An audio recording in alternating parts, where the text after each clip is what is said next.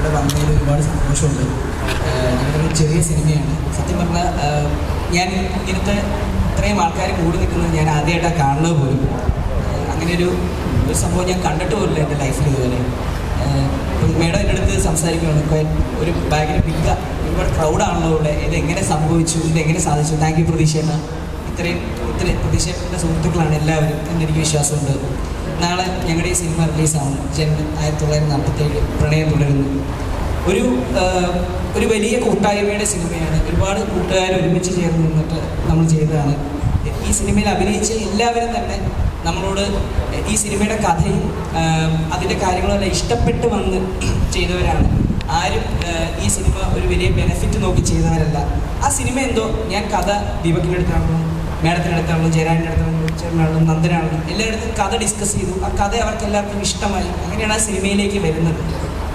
അപ്പം അതുകൊണ്ട് തന്നെ ആ ഒരു കൂട്ടായ്മയുടെ എഫേർട്ട് ആ സിനിമയിൽ കൃത്യമായി കാണാനുണ്ട്. പിന്നെ ഇവിടെ പറഞ്ഞ പോലെ തന്നെ ഇതൊരു അവാർഡ് സിനിമയൊന്നുമല്ല. ഇത് കൃത്യമായിട്ടൊരു ഫാമിലിക്ക് എൻ്റർടൈൻഡ് ആവുന്ന, കൃത്യമായ ഫാമിലിക്ക് എല്ലാവർക്കും തന്നെ കമ്മ്യൂണിക്കേറ്റഡ് ആവുന്ന ഒരു സിനിമയാണ് പ്രണയം തുടരുന്നു എന്ന ചിത്രം. അതുപോലെ തന്നെ ഞങ്ങൾ ആക്ച്വലി ഇതിന് വേണ്ടിയിട്ട് ഈ സിനിമയുടെ കഥ പൂർത്തിയാവുന്ന സമയത്ത് ഒരു ഏകദേശം സിനിമയിൽ നമുക്ക് പ്രസിദ്ധമായിട്ടുള്ള പല ആളുകളടുത്തും ചില ആൾക്കാർക്ക് കഥ പിച്ച് ചെയ്തിരുന്നു. പക്ഷേ ഞങ്ങൾ ഇപ്പോൾ പറഞ്ഞ പോലെ തന്നെ ഒരു ചെറിയ ബഡ്ജറ്റിലാണ് ഞങ്ങളിത് തുടങ്ങിയത് ആക്ച്വലി. പക്ഷെ അത് പിന്നീട് അതൊക്കെ വലുതായി വന്നു. പക്ഷെ അപ്പോൾ ഞങ്ങൾ സ്റ്റാർട്ട് ചെയ്യുന്ന സമയത്ത് ഈ പറഞ്ഞ പോലെ അങ്ങനെ സാധ്യത ഉണ്ടായിരുന്നില്ല. അതിനുശേഷം ഞങ്ങൾ വിചാരിച്ചു വേണ്ട, ഇതൊരു ജെന്യുവിൻ കാസ്റ്റിങ്ങിലേക്ക് ഈ സിനിമ വരണം. കാരണം ആളുകൾക്ക് ഈ സിനിമ കാണുമ്പോൾ അത് ഇഷ്ടമാവുന്നത് അതിൻ്റെ കഥാ പശ്ചാത്തലം, അതിൻ്റെ കാര്യങ്ങളെല്ലാം ഒരു ജെന്യുവിൻ ആയിട്ടുള്ള ഒരു ഓർഗാനിക് ആയിട്ടുള്ള ഒരു ആക്ടർ, അങ്ങനെ ഒരാളിലേക്ക് ചിന്തിച്ചു. അവിടെ നിന്നാണ് ഞങ്ങൾ ജയരാജ് ചേട്ടനിലേക്ക് എത്തുന്നത്. പിന്നീട് നമുക്കൊരു ഇതിനകത്തൊരു നായികയെ വേണം. അപ്പം ഈ ഒരു പ്രായത്തിലുള്ള അങ്ങനത്തെ ഒരു മാനറിസം ക്യാരക്ടറിസം ഉള്ള ഒരാളെ കണ്ടെത്തുക എന്നുള്ളത് ശ്രമകരമായിട്ടുള്ളൊരു ജോലിയായിരുന്നു.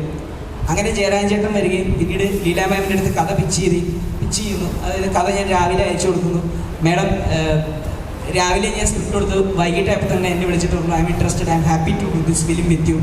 അങ്ങനെ ഇവിടെ എന്താണ് എന്ന് പോലും അറിയാതെയാണ് മാം ഇങ്ങോട്ട് വരുന്നത്. ഞാനതിന് മുന്നേ മാമിനെ കണ്ടിട്ടുള്ള മണിസാറിൻ്റെ ഫിലിമിലും അങ്ങനെയൊക്കെയുള്ള വലിയ വലിയ ചിത്രങ്ങളിലാണ് ഞാൻ മാഡത്തിന്. ഞങ്ങൾക്ക് തന്നെ സംശയമായിരുന്നു, ലീല മാം ഈ സിനിമയിലേക്ക് വരുമോ, ഞങ്ങൾക്ക് മാഡത്തിനെ അട്രാക്ട് ചെയ്ത് കൊണ്ടുവരാൻ പറ്റുമോ. കാരണം അങ്ങനെ അട്രാക്ട് ചെയ്യാൻ മാത്രമുള്ള ഒരു സന്നാഹമോ ഒരു ബാക്കപ്പോ ഒരു പശ്ചാത്തലമോ ഒന്നും ഞങ്ങളുടെ ആർക്കും ഉണ്ടായിരുന്നില്ല. പക്ഷെ ആ കഥയാണ് ഇന്ന് ഞങ്ങളെല്ലാവരും ഇന്ന് ഇവിടെ ഒരുമിച്ചിരിക്കുന്നതിൻ്റെ ഏറ്റവും വലിയ അടിസ്ഥാനം എന്ന് പറയുന്നത്. അപ്പം നാളെ സിനിമ ഞങ്ങൾ റിലീസിന് പോവുകയാണ്. വളരെ കുറച്ച് സ്റ്റേഷൻസ് എടുത്തിട്ടുള്ളൂ. പക്ഷേ എനിക്ക് വിശ്വാസമുണ്ട് ഈ സിനിമയ്ക്ക് നല്ലൊരു അഭിപ്രായം. കാരണം ഓൾറെഡി നമ്മൾ ഏകദേശം ഒരു വർഷത്തോളം ഓൾ ഓവർ ദ വേൾഡ് ഒരുപാട് ഫെസ്റ്റിവലുകൾ സിനിമ നമ്മൾ കൊണ്ടുപോയി ചർച്ച ചെയ്തു. അവിടെ നിന്നൊക്കെ ഭയങ്കര ഹാപ്പിനെസ് ആണ്. ഇപ്പോൾ ഈ റീസെൻ്റ്ലി ഞങ്ങൾ ഇരിങ്ങാലക്കുടയിലൊക്കെ ഫെസ്റ്റിവലിൽ പോകുന്നു. അവിടെ ഞാൻ ചെല്ലുന്ന സിനിമ കഴിയുന്ന സമയത്താണ്. അവിടുന്ന് ഞങ്ങൾ സിനിമ കണ്ടു കഴിഞ്ഞിട്ട് പുറത്തോട്ടിറങ്ങുന്ന സമയത്ത് ഒരുപാട് ആൾക്കാർ എൻ്റെ അടുത്ത് വന്ന് ഭയങ്കര ഹാപ്പി ആയിട്ട് ചിരിച്ച് സംസാരിക്കുന്നു. അവർക്ക് എന്നെ ഒരുപാട് നാളായിട്ട് പരിചയമുള്ള പോലെ അവർ സംസാരിക്കുന്നു.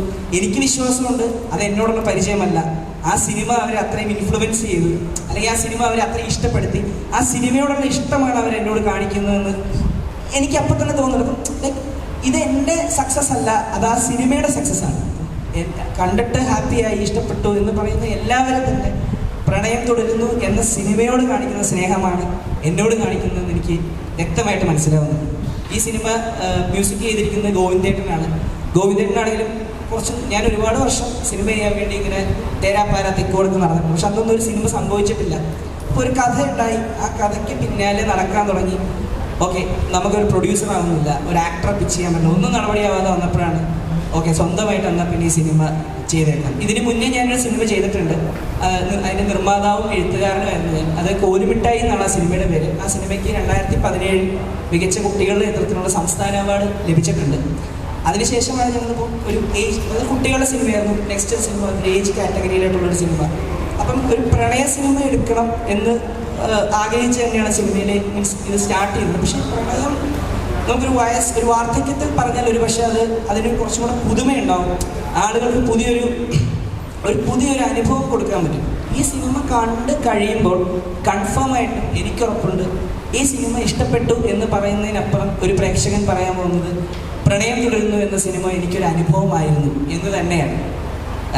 ഇതിൻ്റെ അഭിനയിച്ച കുറച്ച് കാര്യങ്ങളും അതിനകത്തൊക്കെ സംസാരിക്കാൻ വേണ്ടി ഞാൻ ജയരാജ് ചേട്ടനെ ഒന്ന് മൈക്ക് കൊടുക്കുകയാണ്.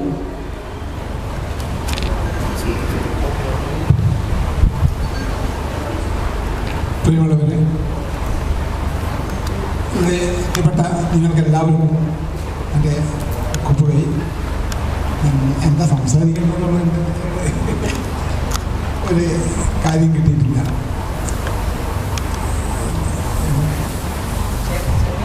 സിനിമയിലേക്ക് എങ്ങനെ വന്നു? ഈ സിനിമ അഭിനയിച്ചതിൻ്റെ ആദ്യ നായക വേഷമല്ലേ? ആദ്യത്തെ 70 വയസ്സിൽ അല്ലെങ്കിൽ 40 വർഷം സിനിമയിലുണ്ടായിട്ടുള്ള ആദ്യ നായക വേഷമല്ലേ? അപ്പോൾ അതേ പറ്റിയിട്ട് അതിൻ്റെ ഒരു അനുഭവം നാടിനടുത്ത് അഭിജിത്ത് പറയുന്നത് ശരിയാണ്. എൻ്റെ ജീവിതത്തിലെ ആദ്യത്തെ സിനിമയിലെ നായക വേഷമാണ്. അത്രയും കാലം ഞാൻ സിനിമയിൽ വളരെ കാലം ഉണ്ടായിരുന്നെങ്കിലും വളരെ വളരെ ചെറിയ ചെറിയ വേഷങ്ങളും കുറച്ചുകൂടെ ഡയലോഗുകളുമായിട്ട് മലയാള സിനിമയിൽ കുറച്ചു കാലം ഉണ്ടായിരുന്നു. എൻ്റെ പ്രധാന അഭിനയ വേദി നാടകവേദിയാണ്. ആദ്യമായിട്ടാണ് നായിക വേഷം ചെയ്യുന്നത്. അത് എത്തിപ്പെടുന്നത് ഹെലൻ എന്ന് പറയുന്ന ഒരു പടത്തിൽ നിന്നാണ്. എന്നെ അഭിജിത്ത് കണ്ടെത്തുകയും എന്നോട് കാര്യങ്ങൾ പറയുകയും വളരെ ചെറിയൊരു സബ്ജക്റ്റാണ്, വളരെ ചെറിയൊരു സാമ്പത്തിക കൊണ്ട് നടത്തുന്ന ഒരു സിനിമയാണ്, പിന്നെ സഹകരിക്കണം, സ്ക്രിപ്റ്റുകൾ കൂടെ പറഞ്ഞു തന്നു. അങ്ങനെ നമ്മുടെ ക്യാമറമാൻ സന്തോഷ് ഭായി നമ്മളെ കോഴിക്കോട് വരികയും അതിൽ കൂടുതൽ കാര്യങ്ങൾ വിശദമായി പറയുകയും അങ്ങനെയാണ് ഒരു ദിവസം എത്തുന്നു എന്ന് പറയുന്നു.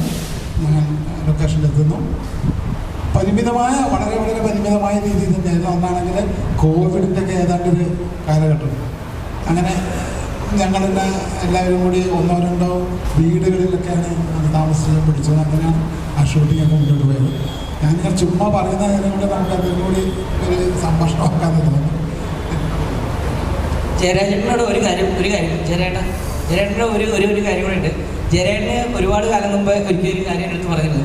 ഇത്രയും നാളും ജയരാജനെ ചായപ്പീടിക എന്നാണ് എല്ലാവരും വിളിച്ചുകൊണ്ടിരുന്നത്. അപ്പം നാളെ ജയരാജൻ്റെ ചായപ്പീടിക എന്നുള്ള പേര് മാറുവാണ്. സന്തോഷമുണ്ടോ അതിനകത്ത്? പിന്നെ അതിലൊക്കെ വളരെ സന്തോഷമുള്ള ചായപ്പീടിക എന്ന് ജയരാജനെ വിളിച്ചുകൊണ്ടിരുന്ന കഥ ആർക്കെങ്കിലും അറിയില്ല എന്നുണ്ടെങ്കിൽ ഞാൻ അതും കൂടി ഒന്ന് പറയാം. മലയാള സിനിമയിലെ ഏറ്റവും കൂടുതൽ ചായക്കടക്കാരൻ്റെ വേഷം ചെയ്ത ആണ് നമ്മുടെ ജയരാജൻ. അപ്പോൾ അന്ന് തൊട്ട് ജയരാജൻ്റെ സുഹൃത്തുക്കളെല്ലാവരും ജയരാജൻ്റെ ചായപ്പീടിക എന്നാണ് വിളിച്ചുകൊണ്ടിരുന്നത്. തീർച്ചയായിട്ടും അങ്ങനെ അതൊക്കെ ഫ്രണ്ട്സൊക്കെ കൂടി അങ്ങനെ ഒരുപാട് സിനിമകളിൽ ചായപ്പൊടിയുടെ ഒന്നെ ചായപ്പൊടിയുടെ ഇരിക്കുന്ന ആള്, അല്ലെങ്കിൽ ചായ പാരുന്ന ആള്, എങ്ങനെയാണ് ചായക്കടയായിട്ട് ബന്ധപ്പെട്ടതാണ്. ഇപ്പം 2-3 സിനിമ ചെയ്യാൻ പോകുന്നതും ഇതേമാതിരി തന്നെ ചായക്കടയും ഇതിനോടും ഒക്കെ ബന്ധപ്പെട്ടതാണ്. പക്ഷെ കുറച്ചും കൂടി നല്ല വേഷങ്ങളാണെന്നുള്ളത്. പിന്നെ അങ്ങനെയാണ് നമ്മുടെ ഇതിൻ്റെ മൂവ്മെൻ്റൊക്കെ ഉണ്ടായത്. നമുക്കൊരു സൗഹൃദമായിട്ട് സംസാരിക്കുക, അതാണ് കൂടുതൽ ഉണ്ടാവുമെന്നാണ് എനിക്ക് തോന്നുന്നത്. ഓക്കെ, നല്ലപോലെ സംസാരിക്കാൻ പറ്റുന്ന ഒരുപാട് ആൾക്കാരുണ്ട്. അവർക്ക്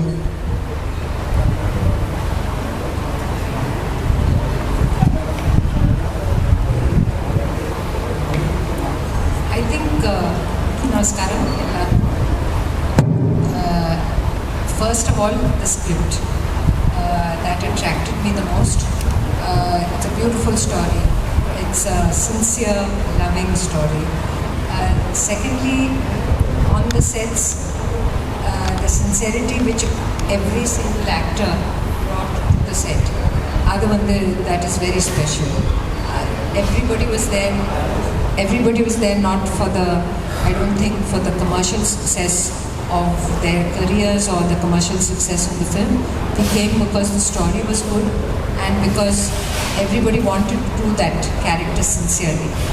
So and then of course the music and the photography by Santosh Shalimal, just unbelievable. So all these factors make you want to be part of that unit and want you to do that film. Also the story is special because at our age getting the role of a Nayaka is not normal. But it was enjoyable, it was daring, it is a good social comment on elderly people being put into old age homes and the freedom you want from that home also. Even in that home, though there were many friends, this character, my character, wanted the freedom to make her own choices. I like that. Thank you. സിനിമയുടെ shooting നടന്നുകൊണ്ടിരിക്കുന്ന സമയത്ത് actually ഞാൻ script സംസാരിച്ചതും ബാക്കി എല്ലാം സംസാരം over the ഫോണാണ് മാമിൻ്റെ അടുത്ത്. അപ്പോൾ ഷൂട്ട് തുടങ്ങി ഒരു 3, 4, 5 അങ്ങനെ മാം നമ്മുടെ ക്യാരക്ടറിലേക്ക് ആയി വരുന്നത്. ഞാൻ രാവിലെ ഒരു 6:30 തൊട്ട് വൈകിട്ട് 9 മണി വരെ ഞാൻ ആക്ച്വലി ലീല മാമിനെയാണ് ഞാൻ ഫുൾ ടൈം മോണിറ്ററിൽ ഇങ്ങനെ കണ്ടുകൊണ്ടിരുന്നത്. എനിക്ക് 10-25 ദിവസമായിട്ട് വേറെ ഒരാളുമായിട്ട് ഞാൻ അങ്ങനെ കാണില്ല. ഇങ്ങനെ ഇത് തന്നെ സിനിമ തന്നെ ഷൂട്ട് ചെയ്തുകൊണ്ടിരിക്കുന്നു. ഒരു 10-15 ദിവസമൊക്കെ ആയപ്പോഴത്തേക്ക് എനിക്ക് പയ്യപ്പയെ എനിക്ക് മേഡത്തിനോട് ക്രഷായി സ്റ്റാർട്ട് ചെയ്തു. ഞാൻ ഓൾറെഡി എൻ്റെ അടുത്ത് വലിയൊരു വഴക്കിട്ടിരുന്നു ഷൂട്ടിങ്ങിൻ്റെ സമയത്ത്. മാം ഓർക്കുന്നുണ്ടോ? ഞാൻ മാമിൻ്റെ അടുത്ത് സംസാരിക്കാറില്ല. കാരണം ഞാൻ ഷൂട്ടിങ്ങിന് വരുന്നതിന് മുന്നേ ഭയങ്കരമായിട്ട് ഫോൺ വിളിക്കുമായിരുന്നു, സംസാരിക്കുമായിരുന്നു, ഇതൊക്കെ ഉണ്ടായിരുന്നു. പക്ഷേ ഞാൻ ഷൂട്ട് സ്റ്റാർട്ട് ചെയ്തതിന് ശേഷം ഞാൻ അങ്ങനെ വേറെ ടോക്കിനൊന്നും ചെല്ലാറില്ല. ഞാൻ ഫുൾ ടൈം ഇങ്ങനെ തന്നെയാണ്. അപ്പം കുറച്ച് ദിവസം കഴിഞ്ഞപ്പോൾ മാമിൻ്റെ അടുത്ത് വഴക്കിടാൻ തുടങ്ങി. എൻ്റെ അടുത്ത് മിണ്ടില്ലല്ലോ, നിങ്ങൾ ഇവിടെയുള്ള ബാക്കിയുള്ള ആൾക്കാരുടെ അടുത്തൊക്കെ സംസാരിക്കുക, എന്നോട് മാത്രം സംസാരിക്കില്ല എന്നൊക്കെ പറഞ്ഞാൽ മാം എൻ്റെ അടുത്ത് വഴക്ക് കിട്ടായിരുന്നു. ഇപ്പോൾ പക്ഷേ ആക്ച്വലി വഴക്കൊന്നുമില്ല. എനിക്ക് ഉറപ്പുണ്ട് ചെന്നൈയിലെ ഫെസ്റ്റിവലിൽ കഴിഞ്ഞ് അവിടെ ഒരു ഹൗസ്ഫുൾ ഷോ ആയിരുന്നു ചെന്നൈയിലെ ഫെസ്റ്റിവൽ. അപ്പോൾ അവിടെ മാം കാണുന്നു, അവിടെ മാമിന് ഭയങ്കര കയ്യടി കാര്യങ്ങളൊക്കെ കിട്ടി. എല്ലാം കഴിയുമ്പോൾ മാം എന്നെ തിരിച്ച് വിളിച്ചു. ഫസ്റ്റ് കോൾ മാമിൻ്റെയാണ്. എൻ്റെ ലൈഫിൽ എനിക്ക് മറക്കാൻ പറ്റാത്തൊരു കോളാണത്. കാരണം എനിക്ക് തോന്നുന്നു ആ സിനിമ കണ്ട് ഇത്രയും ഹാപ്പി ആയിട്ട് എന്നെ ഫസ്റ്റ് വിളിച്ചിട്ടുള്ളത് മാം തന്നെയാണ്. ഞാൻ ഈ ക്രഷിൻ്റെ കാര്യം ഞാൻ ഓൾറെഡി മാമിൻ്റെ അടുത്ത് ഡിസ്കസ് ചെയ്തിട്ടുള്ളതാണ്. ഞങ്ങളിത് ഭയങ്കരമായിട്ട് ചിരിച്ചു. അപ്പം ഞങ്ങൾ ഇടയ്ക്കിടയ്ക്ക് ഇങ്ങനെ മാമിൻ്റെ അടുത്ത് പറയും, മാം ഷൂട്ട് ചെയ്തുകൊണ്ടിരിക്കുന്ന സമയത്ത് എനിക്ക് സീരിയസ്ലി തോന്നിക്കൊണ്ടിരുന്നത് ഇതൊരു ചെറുപ്പക്കാരുടെ സിനിമയായിരുന്നു എന്നുണ്ടെങ്കിൽ, അല്ലെങ്കിൽ ഒരു 20-22 വയസ്സ് അല്ലെങ്കിൽ 25 വയസ്സിൽ ലീല സാംസൺ എന്ന് പറയുന്ന ഒരാൾ, ആ ആളുടെ ഏജിൽ എനിക്ക് ആ ആളെ ഒന്ന് പരിചയപ്പെടും. മീൻസ് അതിലൂടെ ചുമ്മാ ഒന്ന് ഡേറ്റ് ചെയ്യണമെന്നൊക്കെ ഞാൻ പറഞ്ഞിട്ടുണ്ട് ഓൾറെഡി മാമിൻ്റെ അടുത്ത്. അപ്പോൾ എനിക്ക് ഇപ്പം മാം എനിക്ക് 73 ഇയേഴ്സ് മാം ഏജ് ഉണ്ട്. പക്ഷേ ലീല മാമിൻ്റെ ഒരു ക്യാരക്ടറും മാമിൻ്റെ സംസാരം അതിൻ്റെ റാപ്പോ എന്നൊക്കെ പറയുന്നത് സത്യം പറഞ്ഞാൽ 10-25 വയസ്സുള്ള ഒരു ഇതാണ്. അതുപോലെ തന്നെ ജയരാജൻ ചേട്ടൻ്റെ ലീല മാമിനെ വെച്ചിട്ട് ഈ സിനിമ ഷൂട്ട് ചെയ്തുകൊണ്ടിരിക്കുമ്പം ഇവരുടെ പ്രണയം ഇങ്ങനെ അല്ലെങ്കിൽ ഇവരുടെ കോൺവെർസേഷൻസ് ഇവർ തമ്മിൽ സംസാരിക്കണം കണ്ടുകൊണ്ടിരിക്കുമ്പോൾ ഞാൻ തന്നെ കൊതിച്ചിട്ടുണ്ട്. ഞാൻ കല്യാണം കഴിച്ചിട്ടില്ല. അപ്പം എനിക്ക് തന്നെ ഒരു കല്യാണം കഴിക്കണമെന്ന് ലീല മാമും കല്യാണം കഴിച്ചിട്ടില്ല. അപ്പോൾ അതിനകത്തൊരു ഭയങ്കര ഒരു വലിയൊരു സംഭവം ഉണ്ട് ആക്ച്വലി ഇതിനകത്ത്. മാം ഇതുവരെ കല്യാണം കഴിച്ചിട്ടില്ല. മാം ഇപ്പോൾ 73 വയസ്സായി. ഈവൻ ഇതിൻ്റെ ഫസ്റ്റ് പോസ്റ്റർ പുറത്തിറങ്ങുമ്പോൾ ചില ആളുകൾ പോലും വിചാരിച്ചിട്ടുണ്ടാവും ലീല മാം ഈ ഏജ് കല്യാണം കഴിച്ചോ, ഇത് പോസ്റ്ററാണെന്ന് ചില ആളുകൾക്ക് മനസ്സിലാവാതെ വന്നിട്ടുണ്ട്. പിന്നെ ഇത് മാമിൻ്റെ ലൈഫിലാണെങ്കിൽ പോലും ഇങ്ങനെയൊരു വേഷമിട്ട് ഒരു മാലയിട്ട് ചിലപ്പോൾ ഇനി ജീവിതത്തിൽ ഒരിക്കലും ലീല മാമിന് നിൽക്കാൻ പോലും ഇനി അല്ലേ അങ്ങനെ എനിക്ക് തോന്നുന്നു ഈ ഒരു ഫോട്ടോയ്ക്ക് വേണ്ടിയിട്ടാണോ മാം ആക്ച്വലി സിനിമ കമ്മിറ്റ് ചെയ്തതെന്ന് വരെ പിൽക്കാലത്ത് ഞാൻ ചിന്തിച്ചിട്ടുണ്ട്. അങ്ങനെയൊക്കെ എനിക്ക് തോന്നിയിട്ടുണ്ട് ഇതിനകത്ത്. എൻ്റെ സിനിമയിൽ ഞാൻ ആദ്യമായിട്ട് ഞാൻ സംവിധാനം ചെയ്ത സിനിമയാണ്. ആ സിനിമയിൽ കഥ പറഞ്ഞു, ഒരു പരിചയം ഇല്ലാതെ ഈ സിനിമ അല്ലെങ്കിൽ ഞാൻ കഥ പറഞ്ഞതിൻ്റെ അടിസ്ഥാനത്തിൽ മാത്രം എൻ്റെ സിനിമയിൽ വന്ന് അഭിനയിക്കാൻ വന്ന 3 പേര് ഇവിടെ ഉണ്ട്. ദീപക്, നന്ദൻ ബ്രോ, നോബി ചേട്ടൻ. അപ്പം ഞാൻ ഇവർക്ക് എന്താണ് പറയാനുള്ളത് കൂടെ ഞാൻ ഒന്ന് മൈക്ക് കൈമാറാണ്. ദീപക്. എല്ലാവർക്കും നമസ്കാരം. സത്യത്തിൽ ഫോൺ കൊണ്ടാണ് ഞാൻ കഥ കേൾക്കുന്നത്. ഇവരെൻ്റെ അടുത്ത് വിളിച്ചു പറഞ്ഞാൽ വലിയ പൈസ ഒന്നുമില്ല. അപ്പം ഞാൻ പറഞ്ഞൊരു കഥ എന്താണ് കേൾക്കട്ടെ പരിപാടി, കേട്ടിട്ട് ഓക്കെ ആണെങ്കിൽ ചെയ്യാമെന്ന് പറഞ്ഞു. അപ്പോൾ ഫോണിൽ കൂടെ നമ്മളൊരു 1.5 മണിക്കൂറോളം സംസാരിച്ചിട്ടുണ്ടായിരുന്നു. ഫുൾ കഥ പറഞ്ഞു. അപ്പം ഞാൻ ചോദിച്ചു ഇതിൽ ആരാണ് നായകൻ എന്ന് ചോദിച്ചപ്പോൾ പറഞ്ഞു ജയരാജ് ചേട്ടനാണെന്ന് പറഞ്ഞു. അപ്പോൾ എനിക്ക് ഭയങ്കര സന്തോഷമായി. കാരണം ജയരാജ് ചേട്ടൻ കുറേ വർഷങ്ങളായിട്ട് സിനിമയിൽ നമ്മൾ ഈ പറയുന്ന പോലെ അത്രയും ഇപ്പം എനിക്ക് തോന്നുന്നു ഹെലനിലാണ് ജയരാജനെ കുറച്ചുകൂടെ ആൾക്കാർ ആക്സെപ്റ്റ് ചെയ്ത സിനിമ. അതിന് മുന്നേ ഒരുപാട് സിനിമകൾ നമ്മൾ പറയുന്ന പോലെ ചായക്കടയിലൊക്കെ കാണുന്ന, അല്ലെങ്കിൽ നമ്മൾ നെല്ലിക്കയിൽ ഒരുമിച്ച് അഭിനയിച്ചിട്ടുണ്ട്. അപ്പോൾ ആ സമയത്തുള്ള പരിചയമാണ്. ഇപ്പം ഹെലന് മുന്നേയും ജയരാജൻ കുറേ സിനിമകൾ അഭിനയിച്ചിട്ടുണ്ട്, അതിനുശേഷം കുറേ സിനിമകൾ അഭിനയിച്ചിട്ടുണ്ട്. എന്നിട്ടും ഇപ്പോൾ നമ്മൾ തിരിച്ചറിയാത്ത, അല്ലെങ്കിൽ ഇപ്പോൾ ഒരു സിനിമയിൽ അഭിനയിക്കുന്ന സമയത്ത് ചിലപ്പോൾ നമ്മളെക്കുറിച്ച് സംസാരിക്കാത്ത ഒരുപാട് റോളുകൾ ചെയ്തിട്ടുണ്ടാവും ജയരാജൻ. പക്ഷേ അത്രയും വർഷം സിനിമയെ തന്നെ സ്നേഹിച്ച് നിൽക്കുന്നു, അല്ലെങ്കിൽ ഇന്നിപ്പോൾ നായകനായിട്ട് അഭിനയിച്ചു ജയരാജൻ. അപ്പോൾ അത്രയും സിനിമയെ സ്നേഹിക്കുന്ന ഒരാൾ എന്തായാലും അത്യാവശ്യം ആൾക്കാർ കണ്ട് തിരിച്ചറിഞ്ഞ് അല്ലെങ്കിൽ അങ്ങനെ ആക്സെപ്റ്റ് ചെയ്യണമെന്ന് എനിക്ക് ഭയങ്കര ആഗ്രഹം ഉണ്ടായിരുന്നു. അപ്പോൾ ജയരാജൻ്റെ നായകൻ എന്ന് പറഞ്ഞപ്പോൾ എനിക്ക് ഭയങ്കര സന്തോഷമായി. കാരണം എനിക്ക് നെല്ലിക്കോട്ട് പരിചയമുണ്ട് ജയരാജനെ, പിന്നെ അടിപൊളി മനുഷ്യനാണ്. അപ്പം പിന്നെ ഞാൻ കഥ കേട്ട സമയത്ത് ഭയങ്കര രസമുള്ള കഥയാണ്. ഇപ്പം ഞാൻ സിനിമയായിട്ട് ഞാൻ കണ്ടിട്ടില്ല, പക്ഷെ കഥ കേട്ടപ്പോൾ ഭയങ്കര രസമുണ്ടായിരുന്നു. സിനിമയും ഭയങ്കര രസമായിട്ടുണ്ട്. കാരണം എന്ന് വെച്ചാൽ ഒരുപാട് അവാർഡുകൾ കിട്ടി. ജയരാജനും റാണി മുഖർജിക്കും ബെസ്റ്റ് ആക്ടർ അവാർഡ് രണ്ടുപേരും ഒരുമിച്ചാണ് ഷെയർ ചെയ്തത്. ഏത് ഫെസ്റ്റിവലിലാണ്? ജാഗ്രൻ ഫിലിം ഫെസ്റ്റിവലിൽ. അപ്പം സിനിമയും ഭയങ്കര എല്ലാവരും ഈ പറയുന്ന പോലെ കുറേ ഫെസ്റ്റിവലിന് പോയി ആക്സെപ്റ്റ് ചെയ്ത സിനിമയാണ്. എനിക്ക് തോന്നുന്നത് ഒരു ഫെസ്റ്റിവൽ സിനിമയല്ല. കാരണം ആ കഥ കേൾക്കുന്ന സമയത്ത് നമുക്ക് ഉറപ്പായിട്ട് ഇമോഷണലി ഭയങ്കരമായിട്ട് ഫീൽ ചെയ്യും ആ ഒരു ഏജിലുള്ള ആൾക്കാരുടെ അടുത്ത്. അത് കഴിഞ്ഞാലും ഭയങ്കര ഇമോഷൻസ് ഉണ്ട് ഈ സിനിമയിൽ. ഉറപ്പായിട്ട് എല്ലാവർക്കും അത് കണക്ട് ചെയ്യാം, എവിടെയെങ്കിലുമൊക്കെ ഫീൽ ചെയ്യും എന്നുള്ളത് 100% ഉറപ്പാണ്. അപ്പോൾ എന്തായാലും സിനിമ നാളെ തിയേറ്ററിൽ എത്തുകയാണ്. ഞാനും സിനിമ കാണാൻ വെയിറ്റ് ചെയ്യാണ്. എന്തായാലും സന്തോഷമുണ്ട് ജയരാജൻ ഇനിയും ഇതേപോലെ നല്ല സിനിമകൾ ചെയ്യാൻ പറ്റട്ടെ. എനിക്കും എല്ലാവർക്കും നല്ല സിനിമകൾ. കാരണം അഭിജിത്തിൻ്റെ കയ്യിൽ ഒരുപാട് കഥകളുണ്ട്, നല്ല രസമുള്ള കഥ. നമ്മൾ കുറച്ച് കഥകളൊക്കെ സംസാരിച്ചിട്ടുണ്ട്. അപ്പോൾ അഭിജിത്തിൻ്റെ വേറൊരു സിനിമ ഇപ്പം ഓൾറെഡി ചെയ്ത് കഴിഞ്ഞു. അപ്പോൾ അങ്ങനെ ഒരുപാട് കഥകളുണ്ട്. അപ്പോൾ അഭിജിത്തിൻ്റെ അടുത്തുള്ള സിനിമകളിലും എനിക്ക് ഭാഗമാകാൻ വേണ്ടി പറ്റട്ടെ എന്ന് ഞാൻ ആഗ്രഹിക്കുന്നു. അപ്പോൾ താങ്ക് യു. നന്ദനുണ്ണി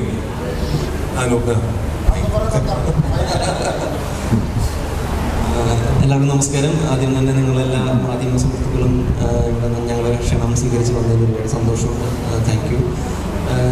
അബിയെ പറ്റി പറയുകയാണെങ്കിൽ ഞാൻ 1983 നമ്മുടെ സിനിമ ചെയ്യുമ്പോൾ തൊട്ട് അബിയെയും നമ്മുടെ സിനിമാറ്റോഗ്രാഫറായ സന്തോഷേട്ടനെ പരിചയമുണ്ട്. കോലുമിഠായി എന്നുള്ള പടത്തിൻ്റെ റൈറ്ററും പ്രൊഡ്യൂസറുമാണ് അഭിജിത്ത്. അപ്പോൾ അതിന് സംസ്ഥാന അവാർഡ്, സ്റ്റേറ്റ് അവാർഡ് കിട്ടിയ ഒരാളാണ്. അപ്പോൾ അഭിജിത്ത് ഇങ്ങനെ ആദ്യമായിട്ട് ഡയറക്റ്റ് ചെയ്യുന്ന ഒരു സിനിമയിൽ ഇങ്ങനെ ക്യാരക്ടറുണ്ട് നമ്മുടെ പ്രോ ചെയ്യുമെന്ന് വെച്ചപ്പോൾ ഞാൻ ഈ കഥ കേട്ടപ്പോൾ എനിക്ക് ഭയങ്കരമായിട്ട് ഇഷ്ടമായി. അപ്പോൾ എൻ്റെ ക്യാരക്ടർ രഘു എന്നുള്ള ക്യാരക്ടറാണ്. ജയരാജൻ്റെ മകനായിട്ടാണ്, ഇളയ മകനായിട്ടാണ് ഞാൻ അഭിനയിക്കുന്നത്. മൂത്ത മകനായിട്ട് ഇർഷാദ് അഭിനയിക്കുന്നുണ്ട്. അപ്പോൾ ആ ക്യാരക്ടർ എനിക്ക് ഭയങ്കരമായിട്ട് ഇഷ്ടമായി. അപ്പോൾ അങ്ങനെയാണ് ഞാൻ ഈ സിനിമയിലേക്ക് ഭാഗമാകുന്നത്. അപ്പോൾ ഈ പറയുന്ന പോലെ നിങ്ങളുടെ എല്ലാവരുടെയും ഈ കാണുന്ന ഓരോ പ്രേക്ഷകൻ്റെയും മനസ്സിൽ ഭയങ്കരമായിട്ട് ടച്ച് ചെയ്യുന്നൊരു സിനിമയാണ് ജനന്മാർ 1947 പ്രണയം തുടങ്ങി എന്നുള്ള സിനിമ. എന്തായാലും ഇതൊരു കൊച്ചു സിനിമ എന്നുള്ള രീതിയിൽ നിങ്ങൾ കാണുന്ന പ്രേക്ഷകർ ഒരിക്കലും ഇതിനൊരു അവാർഡിന് പോയി കുറേ അവാർഡൊക്കെ കിട്ടിയ സിനിമയാണെന്നുള്ള രീതിയിലൊന്നും ഒരിക്കലും അങ്ങനെ കാണുന്നത്. നല്ലൊരു കൊമേഴ്ഷ്യൽ സിനിമ തന്നെയാണ്. അപ്പോൾ എല്ലാവർക്കും ഇഷ്ടമാകുന്ന നല്ലൊരു സിനിമ തന്നെയാണ്. അപ്പോൾ അതിനൊരു നല്ലൊരു കഥാപാത്രം ചെയ്യാൻ പറ്റിയതിലൊക്കെ ഒരുപാട് സന്തോഷമുണ്ട്. പിന്നെ ജയരാജനെ സംബന്ധിച്ച് ഞങ്ങൾ വള്ളിയും തെറ്റി പുള്ളിയും തെറ്റി എന്നുള്ള സിനിമയിലും വേറെ 1-2 സിനിമകളും ഒന്നിച്ച് അഭിനയിച്ചിട്ടുണ്ട്. ജയരാജനെ ഇതിലൊരു നായകനായിട്ട് വരുന്നത് തന്നെയാണ് ഏറ്റവും വലിയൊരു സന്തോഷം. പിന്നെ ഇവിടെ ആദ്യമായിട്ട് വർക്ക് ചെയ്യാൻ പറ്റി, അതിലൊക്കെ ഒരുപാട് സന്തോഷം. പിന്നെ സന്തോഷത്തിന് മനോഹരമായ പടത്തിൻ്റെ ക്യാമറ ചെയ്തിരിക്കുന്നത്. പിന്നെ നോബി ചേട്ടനും പിന്നെ അനുസിത്താരുണ്ട്. അപ്പോൾ ഒരുപാട് നല്ല ആർട്ടിസ്റ്റുകൾ ഈ സിനിമയിലുണ്ട്. എന്തായാലും ഈ സിനിമ എല്ലാവരും തിയേറ്ററിൽ തന്നെ പോയി കാണണം, വിജയിപ്പിക്കണം എന്ന് തന്നെയാണ് പറയാനുള്ളത്. സന്തോഷം. Thank you.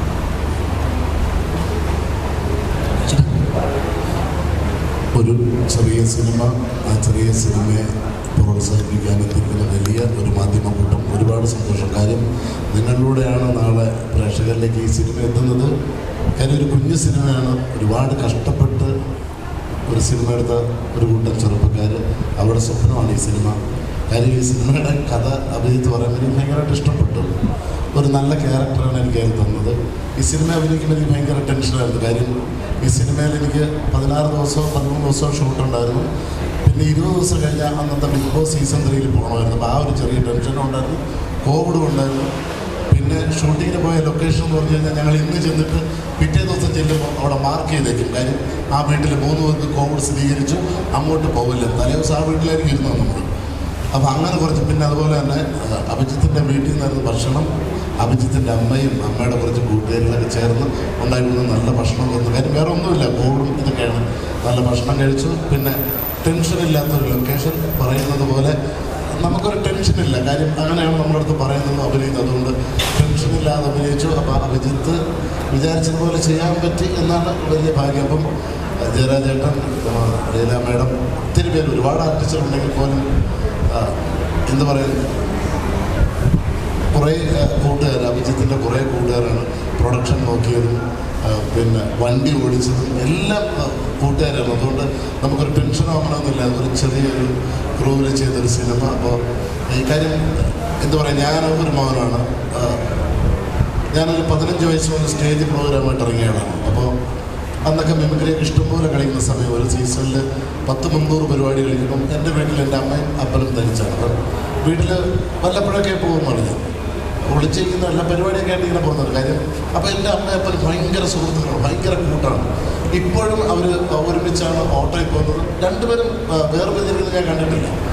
ഈ ഡിസംബർ 2-ാം തീയതി എൻ്റെ അമ്മ മരിച്ചു. പക്ഷെ അതിനുശേഷം ഒരു ഒറ്റപ്പെടുന്ന കാര്യം എൻ്റെ അപ്പൻ ഇപ്പോൾ ഒറ്റയ്ക്കാണ്. കാര്യം എനിക്കിപ്പോഴും വീട്ടിൽ നിൽക്കാനും പറ്റില്ല.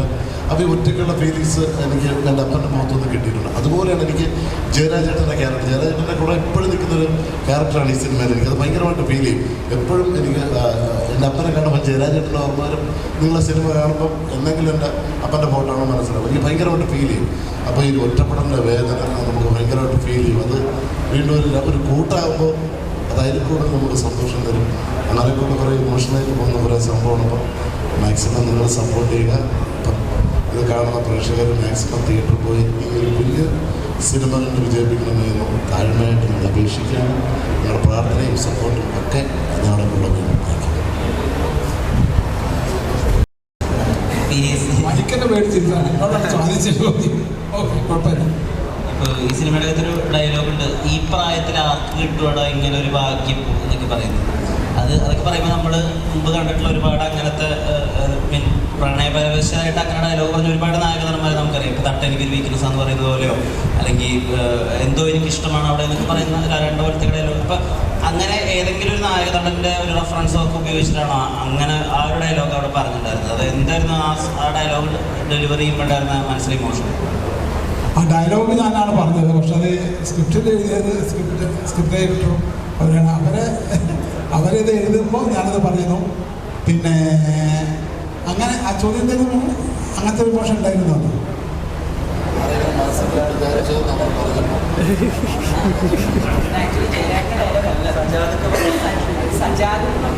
അതെ അതെ, അങ്ങനെ ഡയലോഗ് പറയുന്നുണ്ട്. സജാദേട്ടൻ കമലൻ എന്ന് പറഞ്ഞൊരു ക്യാരക്ടർ. സജാദേട്ടൻ ഈ പറഞ്ഞ മാതിരി ജയരാജൻ്റെ ഒക്കെ തന്നെ ഏജുള്ള ഒരാളാണ്. ആളുകൾ വന്നിട്ടില്ല. പുള്ളിയും ഭയങ്കര പാഷനേറ്റഡ് ആണ്. സിനിമയുടെ ഭയങ്കര പാഷനേറ്റഡ് ഉള്ള ആളാണ്. അപ്പം പുള്ളീനെ വർഷങ്ങളായിട്ട് അറിയാവുന്നില്ല. അപ്പം ഞാൻ ഒരുപാട് ഏജിലായിട്ടുള്ള കുറേ ആളുകൾ ഈ സിനിമയിലുണ്ട്. ഏകദേശം 10-40ഓളം വയസ്സായിട്ടുള്ള ആൾക്കാർ ഈ സിനിമയിലുണ്ട്. സജാദേട്ടൻ്റെ ക്യാരക്ടർ ജയരാജനോട് ചോദിക്കുന്ന ഒരു ഡയലോഗാണ്. ബ്രോ ആക്ച്വലി എന്താ ഞാൻ പറഞ്ഞു, എനിക്ക് എന്നെ കൊണ്ട് പറയാൻ പറ്റും, ഞാൻ പറയാം. അല്ല മനസ്സിലായി കണ്ടേ. ജയരാജ നമസ്കാരം.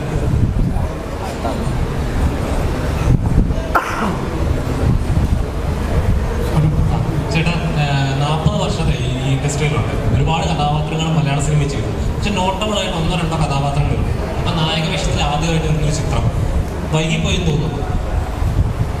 വൈകിപ്പോയിട്ടില്ല. തന്നെയാണ് സമയം എന്നാണ് എനിക്ക് തോന്നുന്നത്. ഇതൊക്കെ തന്നെയാണ് സമയം, തന്നെയാണ് സമയം. ലൈഫിലെ നല്ലൊരു പ്രായം മുഴുവൻ ചെറിയ കഥാപാത്രങ്ങളിൽ നിന്നല്ലോ ഈ ഒരു പ്രായത്തിൽ നായകനായിട്ട് വരുമ്പോൾ അങ്ങനെ ചെറുതായി ചെയ്തത് കൊണ്ടാണ് എനിക്കിപ്പോൾ നായക വേഷം ചെയ്യാൻ പറ്റിയതെന്നാണ്. എന്ന് പറഞ്ഞാൽ നമ്മളെ പണ്ടുള്ളവർ പറയാറുണ്ട്, ഒരു കല്ല് അടിച്ച് പൊട്ടിക്കുമ്പോൾ 10 പ്രാവശ്യം അടിച്ചിട്ടുണ്ടെങ്കിലും ഈ 10 അടിയും അത് പൊട്ടാൻ പറ്റിയിട്ടുള്ളതാണ്. അവസാനത്തെ അടിയിലല്ല അത് പൊട്ടുന്നത് എന്ന് പറയുന്ന കാര്യം. ഇത്രയും ചെറിയ വേഷങ്ങൾ ചെയ്തത് കൊണ്ടാണ് എനിക്ക് ആ വേഷം തരാൻ വരെ ഇതായതും അത് ചെയ്ത് പ്രതിഫലിക്കാൻ പറ്റിയതെന്നാണ് എനിക്കത് പറഞ്ഞത്.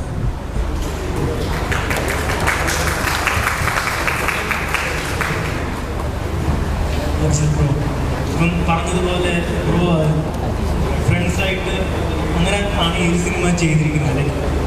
ഇൻഡിപെൻഡൻ്റ് ആയിട്ട് കുറച്ച് ഉറക്കം പറയാം, ചെവി കുറച്ച് പ്രശ്നമാണ്. ഓക്കെ, അപ്പോൾ ഇൻഡിപെൻഡൻ്റ് ആയിട്ട് സിനിമയിലേക്ക് വന്ന ഒരാളാണ്. അപ്പം എല്ലാവരും പറഞ്ഞതുപോലെ ഒരു ക്വാളിറ്റി പ്രൊഡക്റ്റ് ചെയ്തിട്ടുണ്ട് എന്ന് നമുക്ക് മനസ്സിലായി. സോ താങ്കളെ പോലെ ഒരുപാട് ആളുകൾ അല്ലെങ്കിൽ കഴിവുള്ള ഒരുപാട് കലാകാരന്മാർ ആരെ അസിസ്റ്റ് ചെയ്യാതെ അല്ലെങ്കിൽ ഇൻഡിപെൻഡൻ്റ് ആയിട്ട് വർക്ക് ചെയ്യാൻ ആഗ്രഹിക്കുന്ന ഒരുപാട് പേരുണ്ട്. സോ അങ്ങനെയുള്ളവർ എന്ത് രീതിയിൽ ഫോളോ ചെയ്താലായിരിക്കും ഒരു സിനിമ ചെയ്യാൻ സാധിക്കുന്നത്? സീരിയസ്ലി ഇപ്പം ഈ പറഞ്ഞ കാര്യത്തിനകത്ത് എനിക്ക് 2 തരത്തിലതിന് ഉത്തരം പറയാനുണ്ട്. അതായത് സിനിമ എന്ന് പറയുന്ന ഒരു മാധ്യമത്തിലേക്ക് ആളുകൾ വരുന്നത് ഒന്ന് പൈസ കണ്ടു വരുന്നവരുണ്ട്, ഫെയിം കണ്ടു വരുന്നവരുണ്ട്. ഞാൻ കോരിമിഠായി എന്ന് പറഞ്ഞ സിനിമ ചെയ്യുന്ന സമയത്ത് എനിക്ക് ആ പൈസയും അങ്ങനത്തെ ഫെയിമും സംഭവമൊക്കെ എനിക്കത് ഇൻട്രസ്റ്റഡ് ആയിരുന്നു. പക്ഷേ ഇന്ന് സീരിയസ്ലി എനിക്ക് ഈ പറയുന്ന ഫെയിമും അല്ലെങ്കിൽ പൈസ എന്ന് പറയുന്ന സംഭവം എന്നെ അതിശയിപ്പിക്കുന്നില്ല ഒരു പരിധി വരെ. നമുക്ക് ജീവിക്കാനായിട്ട് ഇന്നും കൂടെ പ്രതീക്ഷയെടുത്ത് ഡിസ്കസ് ചെയ്തൊരു കാര്യമാണ്. ഇപ്പം പൂർണ്ണമായിട്ടും സിനിമ എനിക്ക് ഒരു കൃത്യമായിട്ടുള്ള പാഷനായി മാറിയിട്ടുണ്ട്. സിനിമ ചെയ്യാൻ ആഗ്രഹിച്ച് നടക്കുന്ന സുഹൃത്തുക്കളുടെ കാര്യമാണ് ആക്ച്വലി ബ്രോ ചോദിച്ചത്. എൻ്റെ വഴിയെ വരാനായിട്ട് ഞാൻ ഒരിക്കലും അവരുടെ അടുത്ത് പറയില്ല. കാരണം എന്ന് വെച്ച് കഴിഞ്ഞാൽ ഇത് ഞാൻ ഒറ്റയ്ക്ക് നേടിയെടുത്തതല്ല. കാരണം എനിക്ക് ഞാൻ ഞാൻ MBA കംപ്ലീറ്റ് ചെയ്ത ഒരാളാണ്. അപ്പം ഞാൻ സംസാരിക്കും.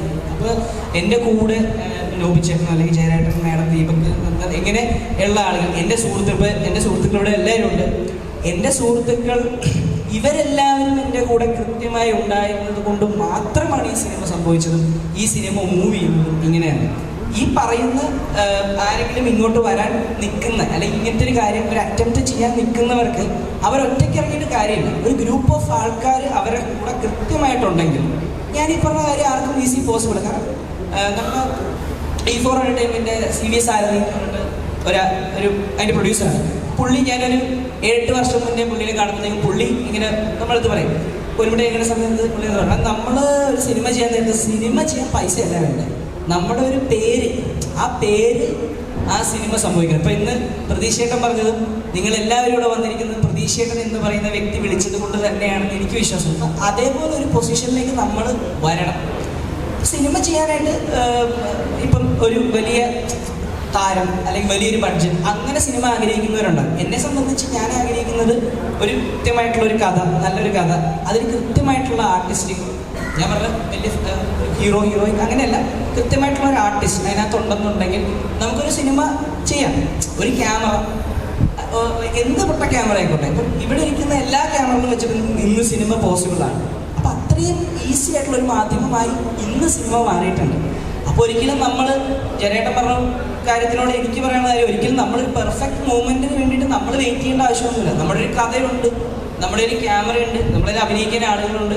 നിങ്ങൾ ഷൂട്ട് ചെയ്യൂ, ഒരു 10 മിനിറ്റ് ആണെങ്കിൽ ഷോർട്ട് ഫിലിം ആക്കും, അല്ലെങ്കിൽ 45 മിനിറ്റ് അല്ലെങ്കിൽ ഡോക്യുമെൻ്ററി ആക്കും, ഒരു 70 മിനിറ്റിന് മുകളിൽ സെൻസർ ചെയ്ത് സിനിമയാക്കും.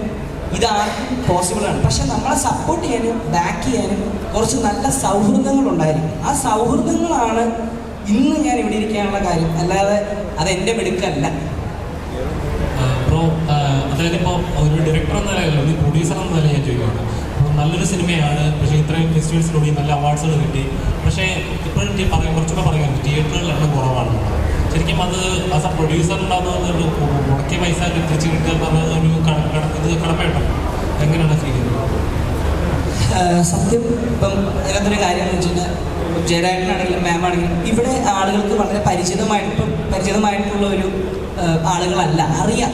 പക്ഷെ ഒരു സിനിമ എന്നെ സംബന്ധിച്ചിടത്തോളം ഞാൻ മനസ്സിലാക്കുന്നത്, ഒരു സിനിമ ഡിമാൻഡ് ചെയ്യുന്നു. ഓക്കെ, നമുക്കിത് ഒരുപാട് ഓൾ കേരള കുറേ ഫ്ലെക്സുകൾ നമുക്ക് ചെയ്യാം, അല്ലെങ്കിൽ എല്ലാ ഓൺലൈൻ മീഡിയകൾക്കും നമുക്ക് സപ്പോർട്ട് ചെയ്യാം, അല്ലെങ്കിൽ കാണിച്ചു കൊടുക്കാം. പക്ഷെ അങ്ങനെ ഒരു ചിത്രം എവിടെയെങ്കിലും കാണിച്ചുകൊണ്ടോ കുറേ റൈറ്റപ്സ് ഉണ്ടായത് കൊണ്ട് മാത്രം ഈ സിനിമ കാണാൻ ഒരിക്കലും തിയേറ്ററിൽ ഒരാൾ വരില്ല.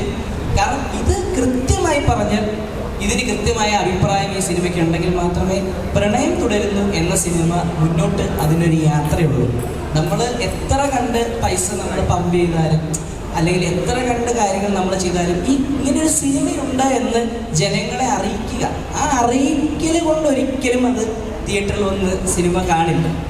ഈ സിനിമ OTT വരുമ്പോൾ കാണാം എന്ന് വിചാരിച്ചിരിക്കുന്നവരാണ് 100% 80% ആൾക്കാർ. അപ്പോൾ നമ്മൾ എത്ര നല്ല സിനിമ ഉണ്ടാക്കിയാലും നമ്മൾ എത്ര കണ്ട് പൈസ പമ്പ് ചെയ്താലും ജനത്തിന് തോന്നണം, ഓക്കെ ഈ സിനിമ ഒന്ന് കാണണം. ആ തോന്നൽ ഉണ്ടാക്കാൻ വേണ്ടി നമുക്ക് ആകെ കൊടുക്കാവുന്നത് മൗത്ത് പബ്ലിസിറ്റി. സിനിമയുടെ ഏറ്റവും വലിയൊരു പബ്ലിസിറ്റി എന്ന് ഞാൻ വിശ്വസിക്കുന്നത് മൗത്ത് പബ്ലിസിറ്റിയാണ്.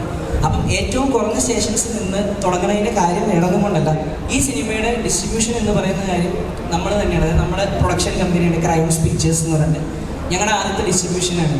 കേരളത്തിൽ ഉള്ള ഏറ്റവും നല്ല സ്റ്റേഷൻസ് ഞങ്ങളെല്ലാവരും നേരിട്ട് വിളിച്ച് ഞങ്ങൾക്ക് തരാൻ പറ്റുന്ന നല്ല ടൈമിങ്ങൾ ഞങ്ങൾ ചോദിച്ച് വാങ്ങിച്ച് ഞങ്ങൾ തന്നെ അവിടേക്ക് കല്യാണം വിളിക്കുന്ന പോലെ എല്ലാവരെയും വിളിച്ചാണ് ഇപ്പം സിനിമ കാണണം എന്ന് പറഞ്ഞ് എത്തിക്കുന്നത്. കാരണം ഇവരൊരാൾ തിയേറ്ററിൽ ഒന്ന് വന്ന് കിട്ടിയാൽ അവൻ വരുത്തുന്ന ആൾ ഞാനുമായിട്ട് വഴക്കുണ്ടാക്കിയിട്ടാണെങ്കിൽ പോലും ഈ വ്യക്തി പ്രണയം തുടരുന്നു കണ്ടിട്ട് ഇറങ്ങിയിട്ട് ഉറപ്പായിട്ട് എന്നെ വിളിക്കും, നന്നായിട്ടുണ്ട് പടം എന്ന് പറയുന്നുള്ളൊരു കോൺഫിഡൻസ് എനിക്കുണ്ട്. ആ കോൺഫിഡൻസിൻ്റെ കാര്യം എന്ന് വെച്ചാൽ ഒരു വർഷമായിട്ട് ഞാൻ ഈ സിനിമയായിട്ട് സഞ്ചരിച്ചുകൊണ്ടിരിക്കും.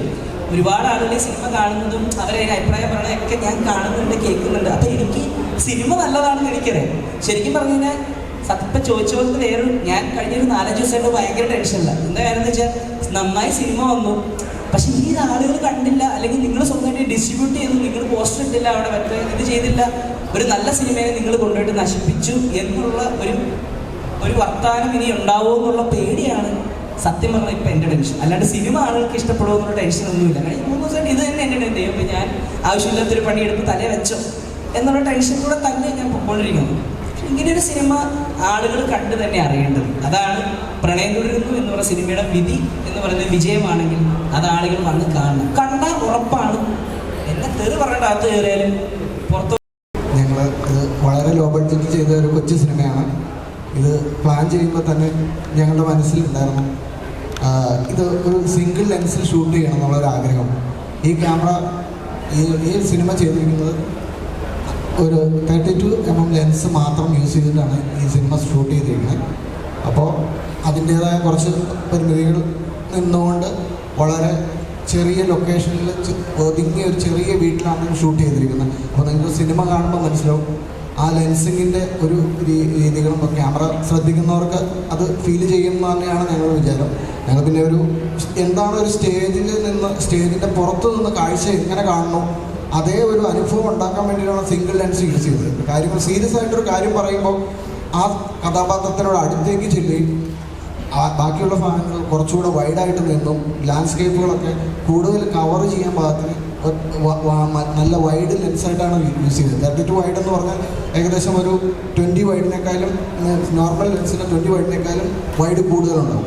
അപ്പോൾ എന്ന് വെച്ചാൽ ക്ലോസുകൾ എടുക്കാൻ നമുക്ക് നല്ല ബുദ്ധിമുട്ടുകളായിരിക്കും. അങ്ങനെയുള്ള കുറച്ച് കോംപ്ലിക്കേഷൻസ് ഉണ്ടായിട്ടാണ് ഞങ്ങളിത് ഷൂട്ട് ചെയ്തത്. പക്ഷെ ഷൂട്ട് ചെയ്ത് വന്നു കഴിഞ്ഞപ്പോൾ ഇതുവരെ കണ്ടവരാരും ഞങ്ങൾ ഒരു സിംഗിൾ ലെൻസിലാണ് ഷൂട്ട് ചെയ്തതെന്നൊന്നും പറഞ്ഞിട്ടില്ല. പിന്നെ മാമും ജയരാജേട്ടനും ഭയങ്കര ഹെൽപ്ഫുള്ളായിരുന്നു. രാവിലെ ഏർലി മോർണിംഗിൽ നമ്മൾ ഷോട്ട് വയ്ക്കും.